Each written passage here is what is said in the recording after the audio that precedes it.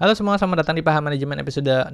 Jadi di video kali ini gue mau ngebahas soal cara mengidentifikasi dan memprioritaskan project atau ROC yang tepat untuk pertumbuhan bisnis. Nah, secara spesifiknya di video kali ini gue akan ngebahas tentang konsep apa itu konsep project dan apa itu ROC. Nah, mungkin kalau project mungkin kita udah sering denger ya, tapi kalau ROC kan belum nih, ya kan? Term ROC itu apaan gitu. Nanti gue akan bahas di video kali ini. Nah, dua konsep ini kemudian menjadi penting untuk para manajer dan juga team member ya saat bekerja supaya mereka bisa lebih efisien. Karena gue akan ceritain di video ini tentang mulai dari definisinya, contohnya, dan gimana cara ngelolanya dan segala macamnya gitu. So, yang penasaran stay tune. Yuk kita langsung aja ke videonya ya. Oke, so pertama mungkin sebelum kita masuk ke videonya, pertama perkenalan dulu. Nama gue adalah Agung Sundoro, gue adalah seorang programmer tech savvy dan content creator. Nah, terus di situ ada website gue juga di agungsundoro.com. Nah, ya mungkin kalau misalnya mau kenalan, sharing atau kolaborasi bisa lewat situ lah ya.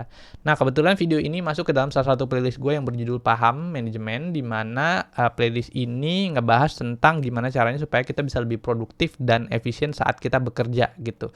Nah, link playlistnya ada di deskripsi di bawah. So, terus juga gue encourage teman-teman yang belum subscribe bisa subscribe dulu biar gue tambah semangat bikin videonya, oke?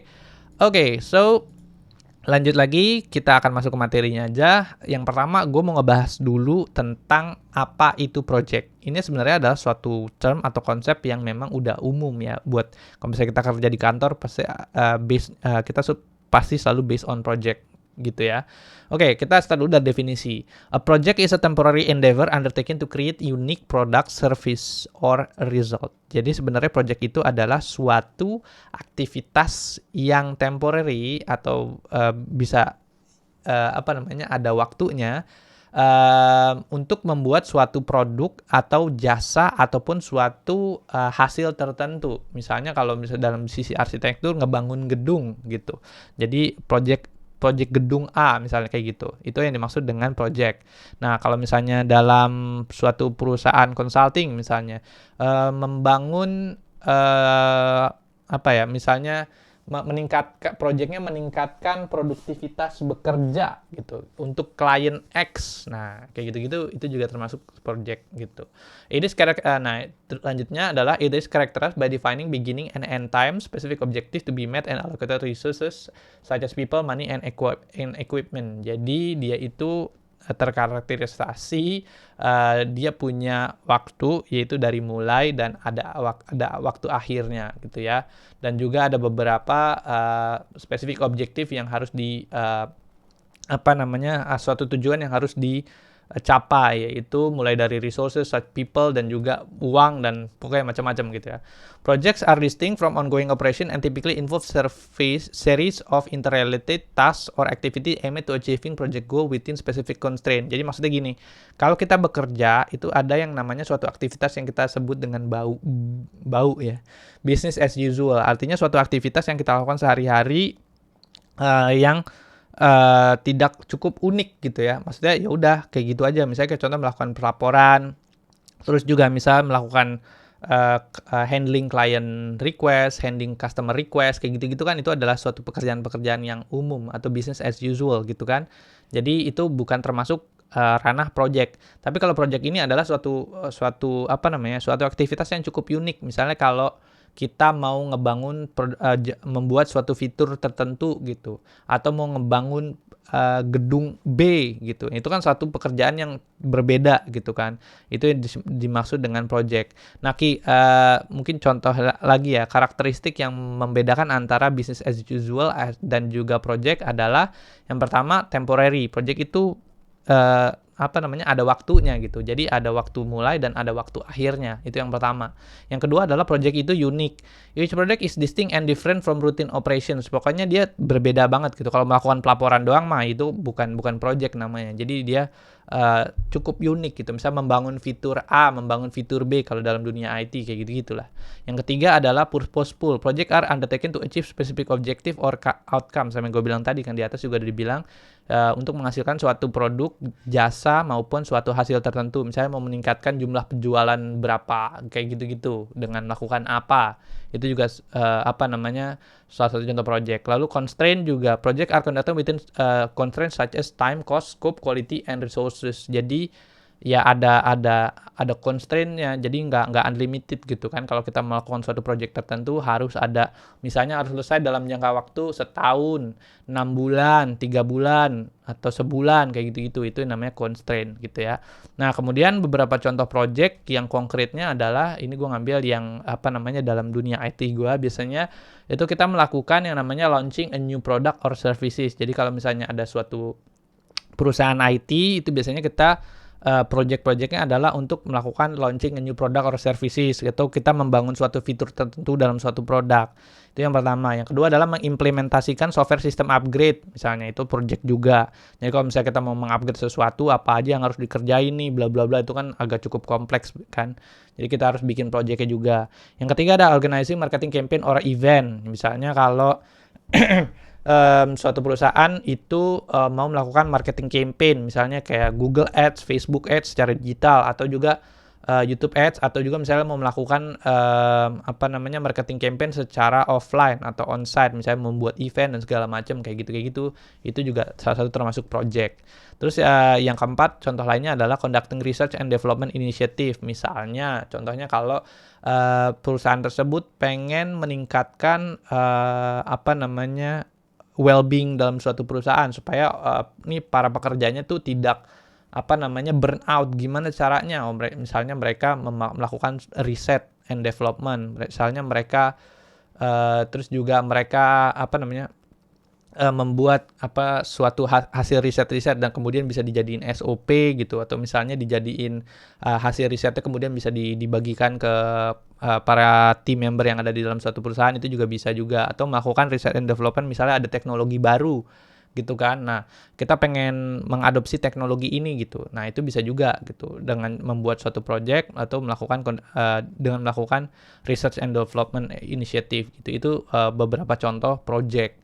Nah, kemudian lanjut lagi, ada juga waktu kalau kita bekerja sebenarnya ada juga yang dimaksud dengan yang namanya ROCs. Nah, ini adalah salah satu term yang memang jarang orang jelaskan ya. ROCs ini ada penjelasannya. ROCs refer to the most important priorities or objective that an organization or team aims to achieve within specific time frame, typically a 90 days period. Sebenarnya project sama ROCs ini nggak terlalu beda jauh ya kalau dalam sisi konsep. Cuman perbedaannya adalah mungkin kalau ROCs biasanya typically itu biasanya dikerjakan dalam per quarter atau per 3 bulan sekali atau per 90 hari gitu ya. Nah, ROCs ini perbedaannya dengan project adalah kalau project itu biasanya dikerjakan untuk customer, client, dan segala macam. Tapi kalau misalnya ROCs ini ya, refers to the most important priorities or objective that an organization or team aims to achieve. Itu kuncinya. Jadi ROCs itu adalah suatu project sebenarnya yang dikerjakan sama tim atau juga sama suatu perusahaan untuk mengachieve objektif, prioritas dan objektif dari suatu organisasi tersebut, sehingga dia bisa lebih dekat ke visinya mereka. Misalnya perusahaannya pengen menjadi inian nomor 1 di Indonesia, misalnya perusahaan mobil terbaik di Indonesia misalnya kayak gitu. Nah, ROCs ini adalah suatu aktivitas atau suatu project yang dikerjakan selama 90 hari gitu. Jadi apa nih yang bisa dilakukan selama 90 hari kayak gitu. Itu namanya ROCs. ROCs are essentially strategic goal or initiative that drive progress toward the organization. Nah, ini gue bilang tadi kan. Jadi long term vision help focus attention and resources and on key priorities. Jadi ROCs ini biasanya dikerjakan selama 90 hari sehingga perusahaan tersebut bisa mendekatkan dirinya ke goals-nya mereka. Kalau goals-nya mereka adalah pengen jadi raja atau pengen jadi market leader dalam penjualan mobil misalnya gitu kan. Nah, itu biasanya kemudian ROCs-nya dalam 90 hari itu apaan kayak gitu-gitu sih. Nah, ROCs sendiri juga punya beberapa key karakteristik, misalnya specific and measurable. Misalnya ROCs are clearly defined and measurable objective that provide clarity on what needs to be accomplished within 90 days period. Nah, jadi ROCs ini specific and measurable. Jadi dia benar-benar secara spesifik. Pokoknya lu harus time frame-nya tuh 90 hari kayak gitu. Terus yang kedua ada align with organization goal. ROCs are directly aligned with the organization long-term vision, core value, and strategic priorities. Ini key karakteristiknya ROCs ya. Yang ketiga adalah limited number. To maintain focus and ensure accountability, organization typically set limited number of ROCs for each 90 days period. Jadi dalam satu quarter atau dalam per 3 bulan sekali itu biasanya rocks yang dibikin atau rocks yang ditentukan dalam suatu perusahaan itu biasanya limited, nggak semuanya dihajar kayak gitu. Jadi supaya maintain fokus sama timnya, biasanya mereka memilih rocks tertentu. Jadi jumlah rocksnya itu sedikit gitu. Terus habis itu owned by individual or teams. Each rock is assigned ownership to an individual or team responsible for driving its execution and achieving the desired outcomes. Jadi rocks ini bisa di-assign ke seseorang, ke satu orang, atau ke tim, ke banyak orang, atau bisa juga ke banyak divisi sebenarnya sih ya, untuk bisa mencapai goal atau bisa untuk mencapai outcome yang diinginkan kayak gitu. Nah, sebenarnya gue juga belajar rocks ini juga belum lama juga ya di kantor gue. Nah, terus gue ngelihat, oh ternyata ini keren banget gitu. Konsep rocks ini tuh keren banget.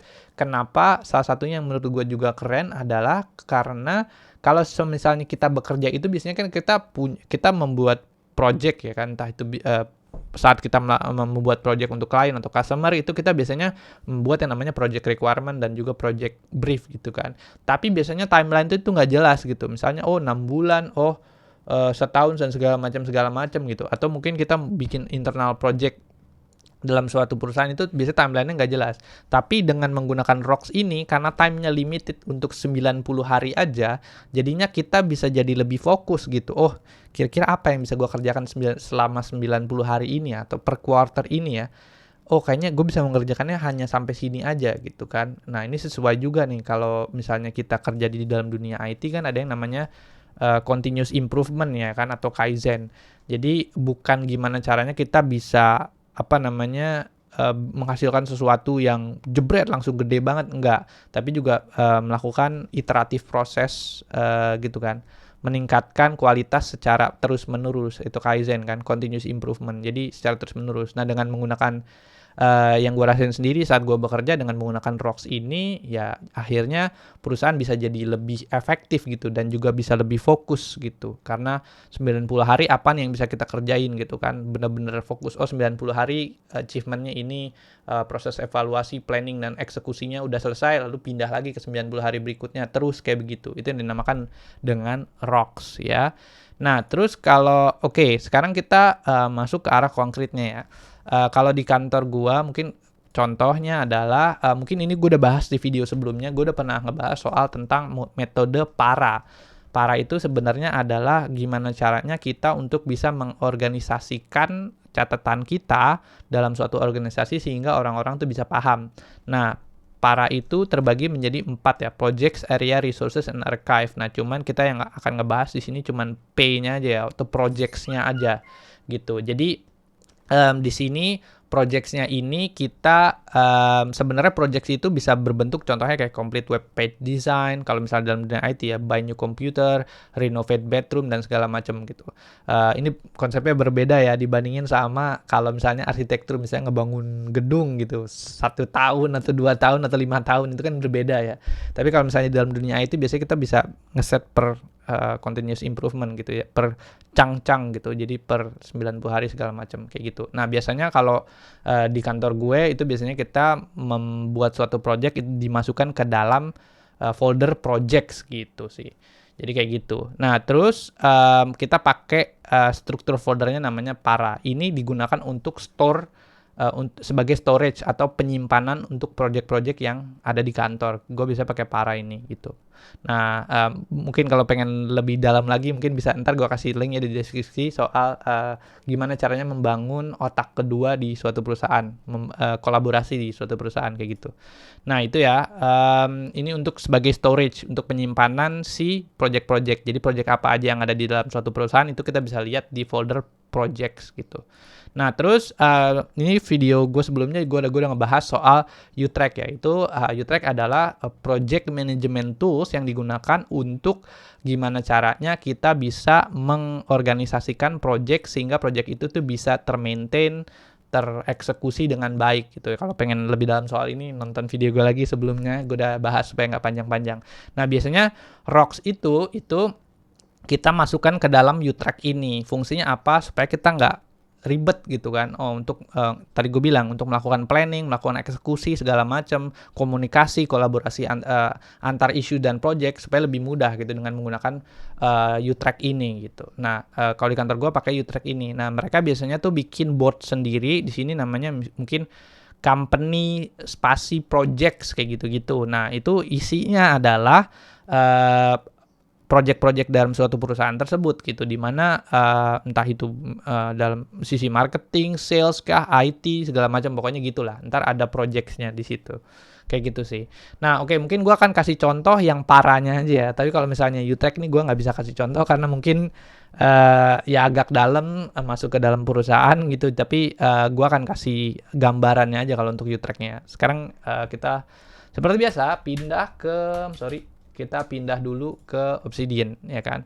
Kalau di kantor gua karena sistem pencatatan pakai Obsidian, jadi gua biasanya bentuknya kayak gini. Nah, kalau di kantor gua itu biasanya di sini ada yang namanya projects, terus di sini ada yang namanya template gitu nih ya. Nah, template ini adalah project template gitu. Nah, terus di sini ada yang namanya SOP ya. SOP itu Standard Operating Procedure. Nah, ini juga udah gue bahas di video sebelumnya. Nonton lagi kalau yang belum nonton. Itu biasanya kita terbagi menjadi 3 cluster. Cluster yaitu action, pre-actions, action, dan post-actions ya, atau before, during, and after saat melakukan suatu pekerjaan tertentu. Itu biasanya terbagi 3 cluster waktu gitu ya. Gimana sih? 3 cluster waktu gitu. Nah, terus di sini juga kalau untuk project sendiri di sini udah ada penjelasannya semua sih gua sampai sini ya. Nah, oke, mungkin gua akan kasih tahu caranya ya untuk gimana sih caranya bikin project gitu kalau misalnya di kantor gua. Tapi menurut gue ini cara yang paling efisien gitu. Bukan cara yang paling efisien sih, cara lumayan efektif gitu kalau misalnya kita mau berkomunikasi atau membuat suatu project atau membuat suatu rock di perusahaan kita gitu. Nah, terus lanjut lagi. Jadi ini template-nya tuh kurang lebih seperti ini ya. Jadi kalau misalnya kita mau bikin suatu project di ini gue contoh di kantor gue, itu biasanya kita ngebuat folder di sini kan ada project ya. Nah, pertama kita biasanya bikin folder dulu di sini nih. Project foldernya itu bisa berbentuk entah itu website, entah itu klien, namanya apaan lah, terserah bodo amat gitu ya. Nah, misalnya ini gue contohin misalnya website, klien misalnya. Samsung misalnya gitu kan. Nah, terus di sini nanti kita bikin project baru, di dalamnya bikin project new node misalnya. Misalnya Samsung S24. Nah, kalau misalnya kita bersinggungan dengan software, biasanya kan kalau software tuh ada semantic versioning-nya. Misalnya kayak 1.5.6.21 atau 1.5.6 gitu misalnya. Nah, biasanya kayak gini dia bikinnya. Nah, terus isinya di bawahnya itu kita biasanya tinggal copy doang di sini, masukin ke sini. Nah, terus nanti tinggal ikutin aja. Yang pertama adalah di sini, explain in short what is the purpose, scope, and goals of this project. Misalnya project ini adalah membangun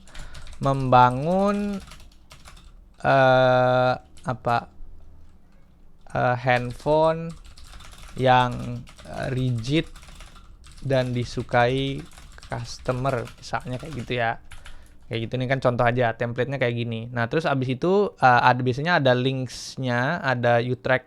Jadi kalau setelah kita bikin folder, bikin issue ini, bikin catatan project ini, kita biasanya bikin U-Track issues-nya gitu. Jadi bikin issue baru di U-Track, terus nanti link-nya dimasukin ke sini. Nah, kalau misalnya ini berhubungan dengan bisa berhubungan dengan software, itu biasanya kan ada pull request-nya, ntar ada GitHub link-nya atau Bitbucket link-nya, bodo amat lah gitu ya. Nah, itu biasanya kita tulis di sini kayak gitu, di bawahnya informasinya. Nah, kemudian template-nya untuk U-Track itu sendiri itu bentuknya kurang lebih kayak gini, sama.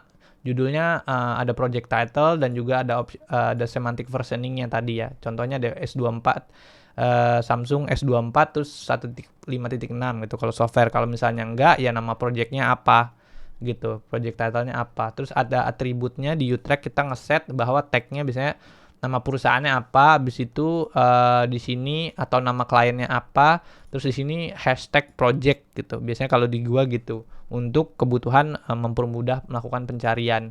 Nah, terus di sini ada Obsidian Path-nya, lalu ada action plan-nya gitu. Action plan-nya ini biasanya diisi terakhir sih kalau project ini sudah disetujui sama manajemen, habis itu baru nanti kita bikin action plan-nya. Apa aja nih yang mau dikerjain dari project ini atau turunan dari hasil planningnya kayak gitu.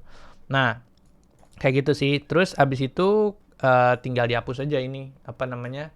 Kalau misalnya memang kita udah bikin issues-nya, ini dihapus thread gitu. Nah, terus di sini ada problemnya. Nah, pertama biasanya kita mendefinisikan problemnya ini. Apa sih specific problem or challenge that needs to be addressed? Apa sih yang kita problem-problem apa aja yang kita pengen solve gitu ya. Misalnya ada problem kalau misalnya ini, di versi sebelumnya misalnya gini. Di versi sebelumnya layarnya misalnya mudah pecah gitu. Kayak gitu-gitu. Terus habis itu di sini terus nah di sini turunannya misalnya kita sedang R&D misalnya untuk kaca yang lebih baik, misalnya pakai misalnya Gorilla Glass gitu kan. Nah terus abis itu udah ada nggak, terus abis itu gimana sih tulisan Gorilla udah mat.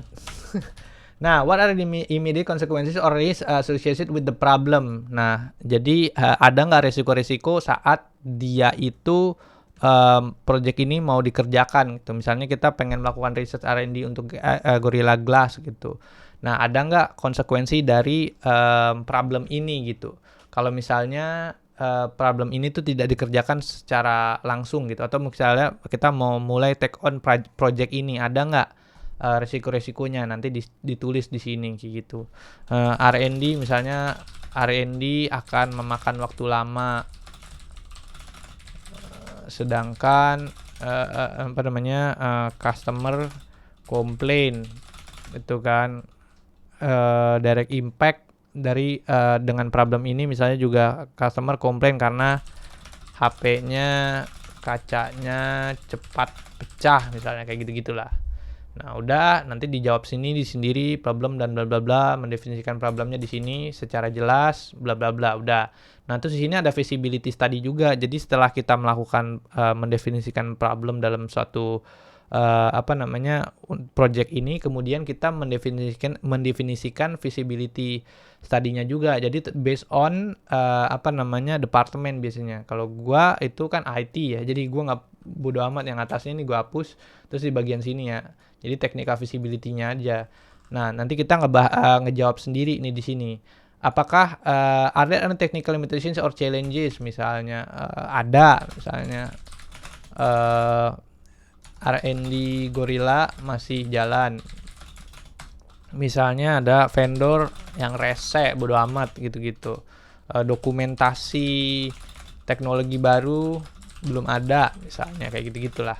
Jadi bisa Nah, kayak gitu-gitulah. Jadi di sini bisa dijabarkan gitu. Tujuannya adalah feasibility study ini untuk menjawab bahwa apakah problem yang mau kita solve ini adalah problem yang benar-benar core atau enggak gitu. Based on per departemen kayak gitu sih. Nah, terus abis itu what expertise and resources are needed to for project implementation. Sebenarnya ini bisa dijawab sendiri lah ya. Nih, will the project improve organization ability to respond customer needs, preference or market trends? What impact will the project have on customer satisfaction, loyalty and retention kayak gitu-gitu. Ini ada by type, by type kalau misalnya kita ngerjain feature, ada fitur baru dalam suatu ada satu fitur baru gitu dalam suatu software gitu, biasanya kita ngejawab pertanyaan ini. Kalau misalnya dia bukan bentuknya fitur, misalnya bentuknya enhancement, kayaknya kita mau melakukan improvement UI misalnya gitu kan, enhancement, perbaikan. Nah, berarti apa nih, kita ngejawab pertanyaan yang ada di sini kayak gitu-gitu sih. Nah, terus habis itu setelah ini dijawab, kita menyatakan bahwa project ini tuh beneran penting loh kayak gitu. Terus habis itu kita ngejawab juga masalah visions-nya. Misalnya, how will the project contribute to cost saving or profitability for the organizations? Nah, ini juga penting karena kan ini kita bahasannya adalah ROX ya. Jadi ROX ini kemudian harus bisa menjawab ini dua, cost saving atau profitability untuk organisasi gitu. Tujuannya adalah supaya pekerjaan atau project yang atau rocks yang dibuat itu bisa tetap align sama visi misinya si suatu perusahaan tersebut. Kalau misalnya kita tap on ke market yang sangat berbeda atau kita tap on ke bener-bener totally new product, itu biasanya kita nanti akan bermasalah gitu. Kenapa kayak gitu? Karena kebanyakan company atau suatu perusahaan itu biasanya tuh sangat suka terhadap, kalau dalam dunia usaha atau manajemen biasanya nyebutnya adalah shiny stuff atau sesuatu yang mengkilap gitu. Nah, jadi misalnya ada teknologi baru, oh coba deh kita tap on, tapi padahal customer-nya nggak ada dan benar-benar yang dikerjain tuh aktivitasnya tidak align sama visi misinya perusahaan. Makanya di sini ada 2 pertanyaan lagi di sini untuk menjawab apakah problem ini yang mau kita solve itu benar-benar align dengan visi misinya perusahaan gitu kan. Tadi kan rocks kan kayak gitu kan, fungsinya adalah untuk suatu aktivitas yang digunakan untuk bisa mendekatkan dirinya si perusahaan ke visi misinya kayak gitu. Jadi ini harus dijawab. Terus habis itu, how does the proposed project contribute to fulfilling company vision and mission? Sama yang tadi gue udah bilang, gue jelasin kan gitu. Nanti ini tinggal dijawab aja gitu sih. Nah, terus kemudian ada outcome juga. Nah, ini juga yang kemudian gue jadi suka juga sama rocks ini instead of bikin projects, karena biasanya kalau projects itu outcome-nya agak-agak ngejelimet gitu sih. Jadi misalnya kita pengen menghasilkan meningkatkan jumlah user atau customer kita dengan membuat fitur X gitu. Dan jangka waktunya adalah setahun biasanya gitu kan. Nah, akhirnya kita jadi ngawang gitu kan, setahun apa ya, gimana ya. Terus abis itu kira-kira beneran ntar bakal dapat segini ya kayak gitu. Nah, sedangkan kalau misalnya waktunya kita persingkat menjadi 90 hari, kemudian kita bisa jadi lebih ngawang, lebih enak gitu, karena 90 hari apa yang mau dikerjain ya, nggak usah banyak-banyak, sedikit aja tapi tetap melakukan continuous improvement gitu. Nah, template-nya adalah untuk outcome sendiri, biasanya kita tuh nulis kayak gini nih, we will have gitu. Gue udah hapus ya. Nih, we will have atau we will improve our development workflow pada tanggal 2024 0331 by creating GitHub SOP, misalnya creating Bitbucket SOP atau melakukan apaan kayak gitu-gitu. Jadi lebih jelas gitu. Oh, dalam jangka waktu 90 hari kita akan punya ini nih kalau kita ngerjain project ini. Jadi tadi visibility tadinya jelas, kita sudah menjawab bahwa kebutuhan market dan segala macam, visi misinya jelas, dan juga outcome yang dihasilkan tuh bener-bener jelas banget gitu. Oh, kita akan punya ini tanggal sekian gitu. Jadi project ini beneran penting apa enggak nih buat perusahaan? Oh, penting, ya udah langsung nanti biasanya kayak gitu langsung di approve gitu kalau misalnya ininya sudah jelas semua sama manajemen gitu. Nah, kayak gitu ya. Nah, terus abis itu sampai di sini, ini yang namanya biasanya kalau dalam dunia IT, kita biasanya di sini sebutnya namanya project specifications atau spesifikasi projectnya. Sampai sini nih. Nah, terus setelah kita sudah menuliskan ini semua atau menjabarkan ini semua secara detail, kemudian kita kasih dulu ke manajemen gitu ya. Nah, setelah itu nanti manajemen ngebaca dan ngeliat bla bla bla. Oh iya nih bla bla bla. Ini nanti adanya di U-Track juga ya. Jadi di U-Track, oh manajemen baca, manajemen lihat bla bla bla. Oh udah setuju gitu. Nah, nanti baru setelah ini udah setuju, barulah masuk ke dalam project brief namanya di sini. Project brief ini adalah sesuatu yang lebih detail untuk menghasilkan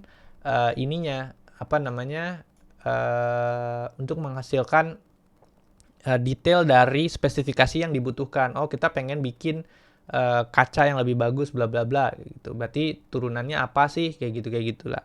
Penjabaran aktivitas yang harus kita lakukan tuh apa kayak gitu. Nah, di sini biasanya kita tulis dulu overview-nya. Jadi berdasarkan spesifikasi maka kita butuh berdasarkan spesifikasi maka (2) misalnya di sini ERD diagram atau entity relationship diagram, atau mungkin ada desainnya, mockupnya, desainnya bisa dipakai Figma atau juga desain Figma-nya, atau entah ada juga misalnya UML, pokoknya gitu deh ya. Spesifikasi yang agak lebih detail dalam sisi perancangan tuh biasanya ditaruhnya di sini di overview gitu kan. Nah, terus sesudah itu setelah kita punya sistem desain perancangannya di sini sudah jelas, lalu kemudian di sini ada aksinya. Aksi itu adalah isunya yang ada di U-Track itu sendiri gitu. Jadi setelah kita menjabarkan kita mau ngerjain apaan aja, planningnya bla bla di sini di overview, lalu kemudian kita membangun aksinya di sini. Aksinya itu nanti bisa berbentuk kayak gini nih. Isu 1 misalnya. 1, ntar isu 2, isu 3, isu 4 dan seterusnya gitu. Kayak gitu-gitulah kurang lebih ya, kayak gini. Nah, di dalam isu ini nanti kalau di kantor gue juga ada yang namanya template-nya gitu ya. Untuk membuat isu itu sendiri ada namanya action title, namanya apa? Misalnya kalau tadi membuat apa namanya? Mengimplementasikan desain, berarti di sini namanya isunya adalah implement design gitu. Terus kedua misalnya implement feature, UI design misalnya, implement apa bla bla bla gitu terus ya sampai bawah gitu kan. Nah, terus format structure-nya adalah kurang lebih kayak gini. Jadi ada tag-nya, ada kontennya, Obsidian project pad-nya ada di mana juga, kayak gitu-gitulah kurang lebih gitu. Nah, terus kalau udah thread gitu. Nah, yang terakhir adalah resource gitu. Jadi resource ya seperti biasa. Jadi kalau misalnya ada artikel, buku, video atau apapun itu yang berhubungan dengan project ini, biasanya itu ditulis di dalam resource di sini gitu ya. Nah, kayak gitu-gitu. Jadi supaya mempermudah si manager atau team member lain untuk kalau misalnya mau ngelihat project ini, oh iya ini ada di sini linknya segala macam kayak gitu-gitu bisa dilihat di sini gitu. Nah, ketika ini udah semua, misalnya kayak gitu, nah nanti kalau di gua itu di atasnya nih, ini dihapus, tinggal drag, ini juga drag, jadi lebih enak bacanya. Nah, gini. Jadi, ada project membangun handphone yang rigid bla bla bla. Tuh linknya ini, deskripsinya problemnya ini, visibility study-nya ini, visinya bersesuaian, outcome yang kita pengen hasilkan ini. Lalu ada hasil project brief-nya adalah ini ada desainnya kayak begini-begini. Lalu kita udah bikin juga actions atau U-Track issues-nya ada di sini yang harus kita selesaikan. Resource-nya ini. Nah, udah. Dengan cara kayak begitu, akhirnya adalah project yang dihasilkan menjadi lebih bersesuaian dengan company goal tadi gitu.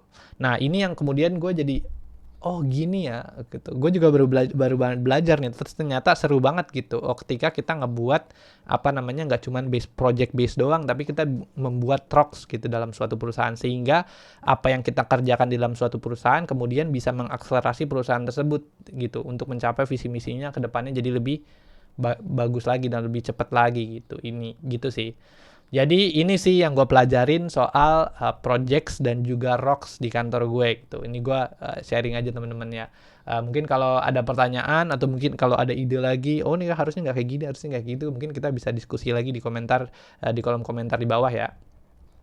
Oke sih guys, kurang lebih gitu aja. Jangan lupa untuk juga subscribe, like, komen. Again, sudah ada website gue juga di agungsendor.com. Terus gue juga pengen tahu juga kalau misalnya di kantor kalian tuh, kalau manajemen projectnya atau manajemen kalau pakai rocks juga, manajemen rocksnya tuh kayak apa sih? Kalau misalnya ada, bisa komentar di kolom komentar di bawah ya. Sip. Oke, gitu aja geng. Thank you semua yang udah nonton. Bye.